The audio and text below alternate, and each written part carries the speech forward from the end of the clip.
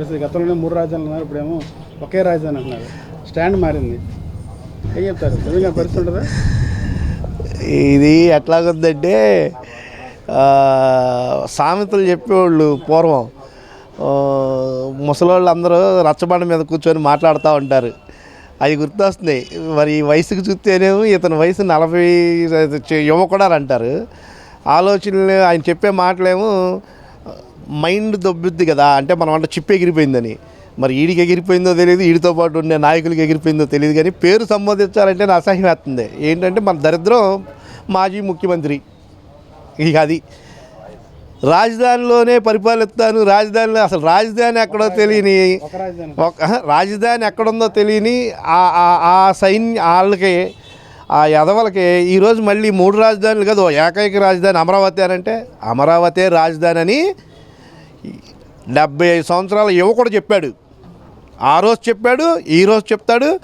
ఇంకో 25 సంవత్సరాల తర్వాత కూడా ఆయన అట్లాగే 100 ఏళ్ళైనా యువకుడుగానే ఉంటాడు. అంటే ఆంధ్ర రాష్ట్ర భవిష్యత్తు కోసం నిజంగానే ఆ రోజు అమ్మన్నమ్మ కందో ఏమో తెలియదు. కానీ ఈరోజు తెలుగువాడు ప్రతి ఒక్కడు గర్వంగా చెప్పుకుంటా మా రాజధాని, కలల రాజధాని అమరావతి, అమరావతి, అమరావతి అని మా ముఖ్యమంత్రి నారా చంద్రబాబు నాయుడు గారు ఎప్పుడు చెప్పాడో ఆ రోజే అది డిసైడ్ అయింది.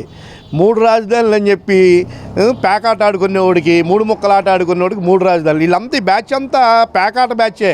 మనం చూస్తాం, సింగపూర్ వెళ్ళారు, అటు వెళ్ళారు, ఇటు వెళ్ళారని. వీళ్ళందరూ ఎదవలందరూ వెళ్ళి పేకాట ఆడుకుంటారు. ఆడుకొని 3 ముక్కలు ఆటలు ఆడుకున్న వాళ్ళకి ఏం తెలుస్తుంది? 3 ముక్కల ఆటలు తప్ప. ఈ 3 ముక్కల మాటలు, 3 మాటలు ఇవన్నీ వాళ్ళకి, వాళ్ళ కర్మ. ప్రజలు అందుకే వాళ్ళని తీసేశారు. ఈరోజు మా యువకుడు, మా విద్యావేత్త, విజనరీ నాయకుడు మనం చూస్తున్నాం. ప్రపంచం అంతా ఈరోజు నారా చంద్రబాబు నాయుడు గారి పేరు తలుచుకొని దేశం అనేది ఉండదు. ఏ మూలకెళ్ళినా తెలుగోడు ఉంటాడు. ఏ రాష్ట్రం మీద అంటే ఆంధ్ర రాష్ట్రం, మీ రాజధాని అమరావతి అని చెప్పుకుంటాం కాబట్టి డెవలప్ అవుతుంది. సింగపూర్ కన్నా మంచి సిటీగా తయారవబోతుంది. మరి ఎన్నో చూసాం మనం పట్టణాలని. నిరంతర ప్రక్రియ అది.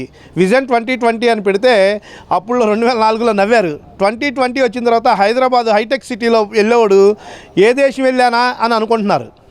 అట్లాగే అమరావతి రాజధానిలో కూడా ఏ సింగపూరా లేకపోతే చంద్రబాబు నాయుడు గారు నిజంగానే దివి నుంచి దిగొచ్చిందా ఈ భూమి మీదకి అమరావతి అనేది డెఫినెట్గా జరిగిద్ది. మా నాయకుడు రాష్ట్ర ప్రజల కాంక్ష, ఆయన ముఖ్యమంత్రి అవ్వాలని కోరుకున్నారు, తీసుకొచ్చుకున్నారు. ఆయన ఆలోచన కూడా ఈ రాష్ట్రాన్ని అభివృద్ధి చేయాలనే కాబట్టి అభివృద్ధి పదంలో ముందుకు నడిపిటాకే ఈ అడుగులు.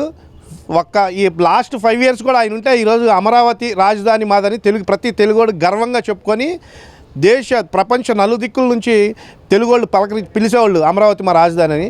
ఆ అవకాశాన్ని ప్రజలే పాపం ఎందుకో చేశాము, తప్పైపోయిందని మళ్ళీ చూసాం కదా. ఎన్ని సీట్లతో మళ్ళీ ఉప్పెనలాగా, ఒక ఉప్పెనే, ఆ ఉప్పెనలాగా వచ్చేసాం, ఆగిపోయింది.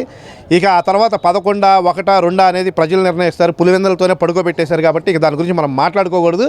రాబోయే రోజుల్లో ఆంధ్ర రాష్ట్రంలో అమరావతి రాజధాని, ఆ రాజధాని నీడలోనే ఈ కుక్కలన్నీ బతకాలి, అక్కడే ఆ వీధుల్లో తిరగాలి, మురుగుతూ ఉండాలని పైన భగవంతుడిని, కింద మా చంద్రన్నని కోరుకుంటున్నాం.